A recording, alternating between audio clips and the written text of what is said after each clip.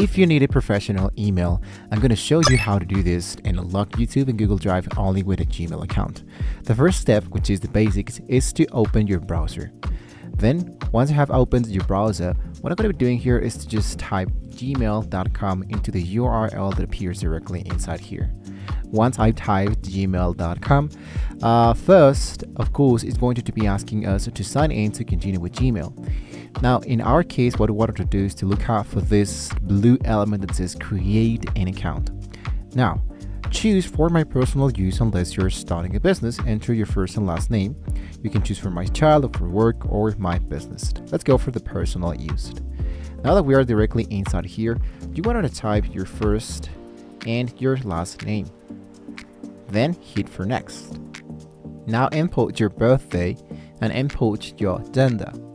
Once you finish with this, it's going to be asking you to enter a username.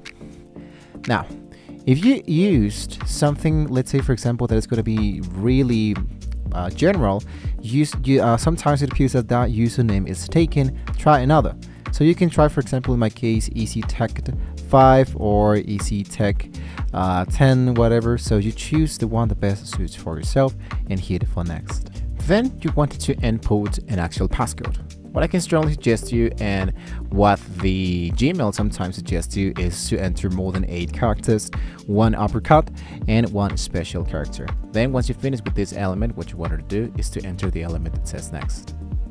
Lastly, it might be asking you to get a verification code sent to your phone.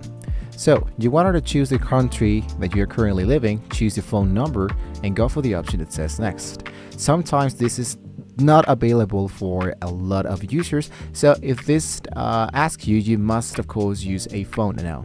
If you want, you can add a recovery email. Now this is an address where Google can contact you if there's unusual activity in your account or if you get locked out.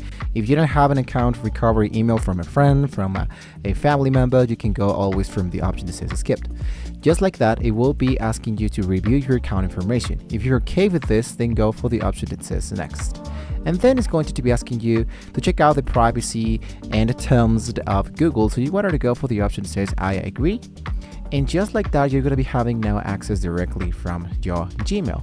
So the finish line is that when you hit into agree, your inbox will be now open. That means that you now have access to the entire Google world, including 15 gigabytes of free storage.